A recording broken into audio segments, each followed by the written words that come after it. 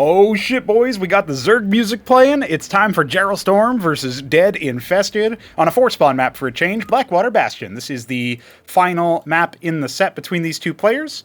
Our first game on, was it Cold Sweat? Was interesting because it was one of those games where Jarrell just built a ridiculous number of circuits and then moved on to eventually mass up to tier 3.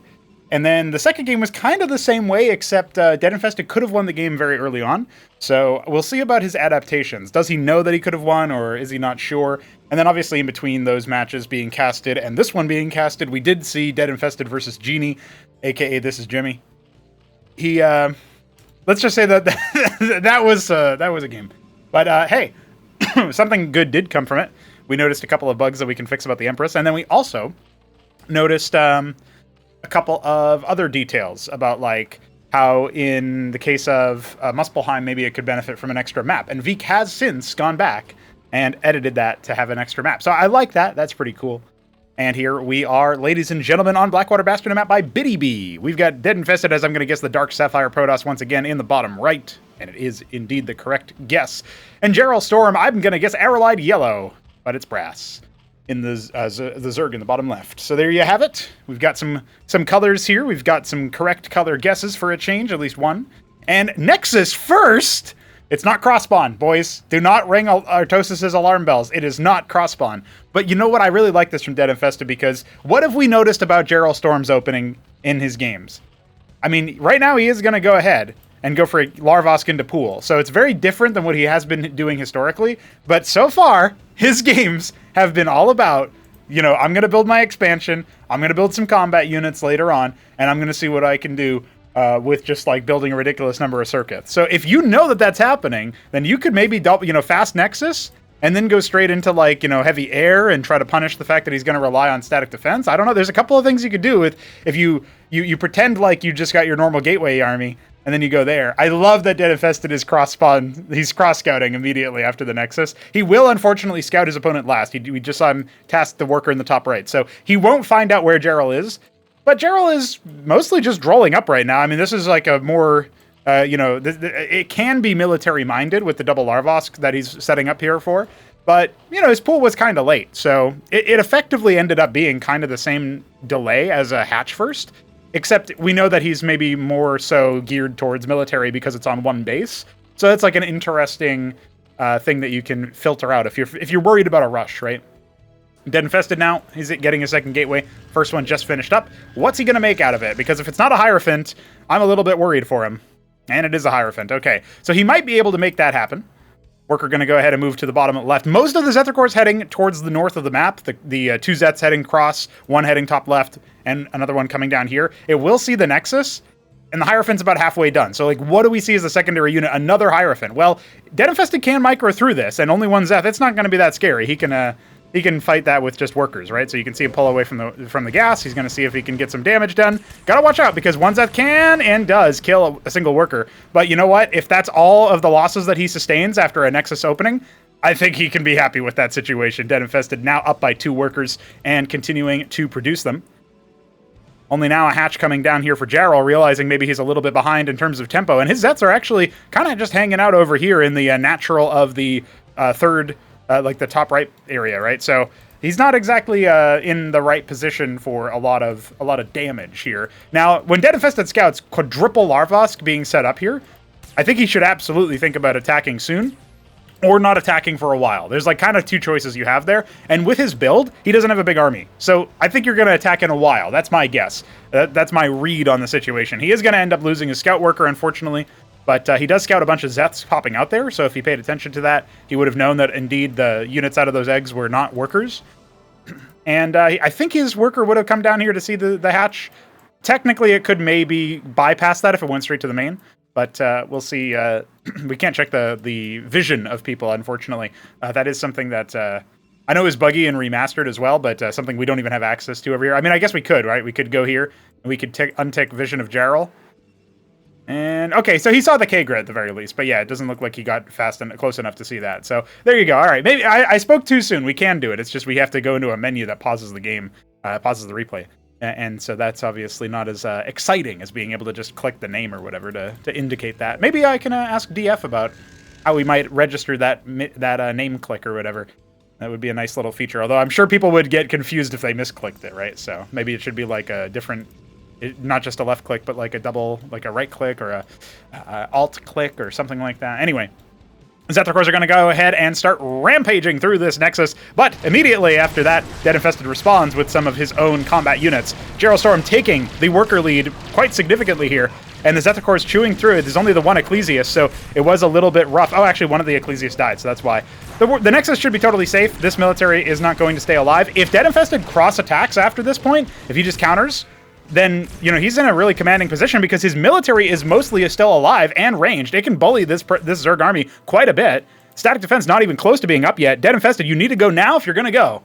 And it looks like he's not going to go. Trying to, retaliate.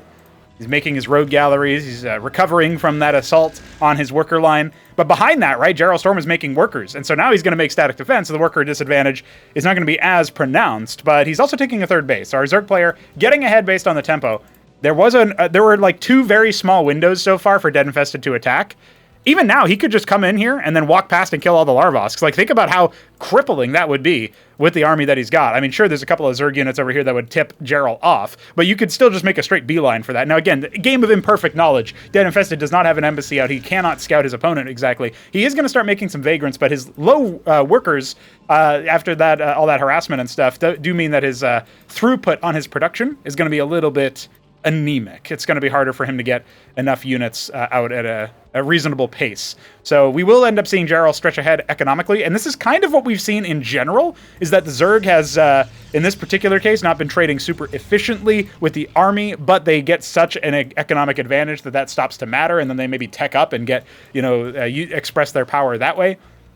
There have been some changes since these games were played that are targeted around, like, improving Lakizilisks and Bactylisks a little bit, as well as Skittercores and Vithrilisks. So, some of those more mid-table units, I guess you could say, that had their roles, but they weren't supremely good. They were more niche, or that maybe they were, like, super good defensively, but not really good offensively, to allow Zerg to be able to specialize their armies in such a fashion as to not require a tier up in order to be competitive. But right now, Jarrell thinks that he needs to tier up. And, why not? I mean, you're allowed to safely get your third base. You're building a lot of static defense. Your opponent is not being active on the map despite having an army that could just knock this third base out immediately. There's not been any military made. This is what I'm talking about when it comes to fighting Zerg. You want to be the one pressuring the Zerg. You can't let them just grow unchecked. And that is exactly what DeadInfested is doing. I think a grave mistake for him, but we'll see if he can scrape back into the game now that he is accessing Tier 4 tech by going for the Ancestral Archives. This is also something that got changed recently, is that right now DeadInfested would only have access to Tier 3, because he went Gateway and then Rogue Gallery. And gateways are required for Rogue Galleries, because you need Tier 1 and then Tier... Oh my god, a single Zeth got dropped in just to be a nuisance.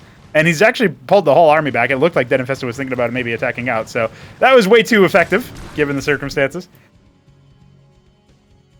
Could have maybe been useful as like a full scout, maybe scouting down to the natural with that or something. Iris now complete. What's Jarrell going to be doing? But yeah, this is the idea of the idea of the changes to Protoss is basically to say, like, it's giving you still a lot of flexibility in that you need a gateway or lattice or embassy to unlock any tier 2 structure, which would be Rogue Gallery, Grand Library, Stargate, and Ardent Authority. And then one of those 4 structures will unlock all the tier 3 structures, which would be Argosy, Unitary Union when eventually it is added, and Prostration Stage. And then either of those 3 structures will unlock the ever formidable Ancestral Archives. And the Synthetic Cyanide and Monument of Sin, right? So those are such of the cases where DeadInfested could be he's kind of skipping a step that we've added recently because these games were played back on the 19th, right? So a little bit old, not super out of date, right? It's only the 25th as I'm recording this, so pretty recent. Got the Quasilisks in pretty good numbers here, But they're not really going to be able to do too much versus this Protoss army. We're about to see, I think, quite the shellacking of JarrellStorm's forces if we get a good engagement here by DeadInfested. I'm sure he's seen this army, but he's actually allowing it to bypass him. You do not want to allow that, and you can see DeadInfested recognizing that. Now he's going to strike as many of those Zerg units have been turned into eggs. Those get canceled. No Lyrilisks so fast for JarrellStorm. And now look at how many units he's hemorrhaging on the back end. He had 60 plus military units. He's down to 44 and dropping. So yeah, we are absolutely seeing some good pressure here from DeadInfested. I think he can pick a target, and I would love to see him pick the natural here. Obviously, he does have to watch out for the surround, and you can see a lot of eggs being made. So, you know, at this point, DeadInfested's army is going to be able to do some pressure. I think JarrellStorm doesn't really want to have him attack into this position because of all the Lyrilisks being made. Avaleth gets absolutely annihilated immediately, but he doesn't cancel the Lyrilisks a second time, so they will finish. That's 20 of them about to pop, and DeadInfested will need to fall back. He recognizes that number of eggs is not a good sign. So he's going to take his third base. Our Protoss is slowly ramping up. He's got a Patriarch that's great splash damage and sustain. He's got an Uptecton coming. If he can get maybe 3 or 4 of those bad boys, he can mop the floor with the Lyrilisks as long as he can keep them away from his artillery units. And that's really the main thing that he's got to watch out for right now. Extra rogue galleries going down, expanding the power fields in his base with extra pylons. Remember, you can use crucibles instead of pylons at the late game if you've got the resources, and I would say DeadInfested does. He has a pretty good amount of bank. He's got capped both of his geysers. He's obviously going to be able to do that at some point as well. Oh my god, tier 3 so fast. Almost 11, sub 11 minute tier 3. This is what happens when you don't pressure the Zerg, right? If they can rush up to some ridiculous tech because they grow so fast. This base not even defended by anything, just to show you how comfy JarrellStorm is getting, and definitely something that you know, more proactive Protoss players will make Zerg pay for. Let's see if DeadInfested can still claw back despite his disadvantages, adding more and more production, including lattices. Maybe he wants vassals with this? I'm wondering what he's going to use the lattices for. Could be manifolds for armor pen as well. Not that he needs a supreme amount here. Great opportunity to pick a couple of these Vorvercores before they can really gain much value, but he's attacking with only one Uptecton, and they really start to shine when you've got 3 or 4 of them versus this scale of enemy army. But you know what? As long as he keeps the enemy at bay, it can still work out. Not great targeting on that Uptecton, but this is still working very, very nicely as JarrellStorm's frontline completely shatters. Not great zealot count anymore. I mean, he doesn't have any frontline at all, so he does need to start adding more of those. I would love to see him add like 4 more gateways. Grand Library continuing to make Patriarchs at the moment. He's kind of just using the single Uptecton, which can climb over smaller units, and he's using that as his sort of centerpiece of the army, but he definitely needs to restock on, you know, more frontline. And the more Patriarchs he's got, the longer those frontline units will actually stay alive. The Iris is still mutating into that tier 3 option, and the Spire is coming. So what are we going to see out of the Spire? I would guess it's Protathalors. If you get enough of them and you're body blocking the Uptecton shots with other chaff, you can just charge in and try to pick the Uptecton, but it's pretty potent as far as its durability is concerned. So I would be a little bit worried about that sort of thing if I were you. By the way, we did end up fixing a bunch of BiddyB tiles. Well, no, a single legendary BiddyB tile on Paradise. But this map also has BiddyB tiles, and there's also one over here somewhere that, yeah. Well, let's just say I haven't gotten around to fixing that yet, so I should probably do that after this cast over. There it is! Manifolds are being made for armor penetration. You'll love to see that. I wonder if maybe Barghests wouldn't be a little bit more efficient. But, you know, let's see what happens here. DeadInfested pushing this force back. His force is not growing fast enough to really contend with what Jarrell is making, I think. But as long as Jarrell, you know, holds the line right now, even though he's obviously not going to be able to trade efficiently, he will eventually be able to pivot into stronger tech, right? He's making the Protathalors. He's got something like 11 of them over there. And so that's something that you really do need additional, like you need a lot of Architects or Uptectons or something, something else with range, or you need a very powerful frontline army to just attack into them. Either way, it's something that you should consider. It's kind of funny to me that Jarrell is refusing to build He's got, obviously, he's capped most of his gases. He's taking now a 5th base. It does feel to me that Jarrell could upgrade his static defense a little bit if he wanted to confirm his ability to stay alive here. Now we've got some static defense up on the high ground. I mean, it's a familiar sight, I'm sure.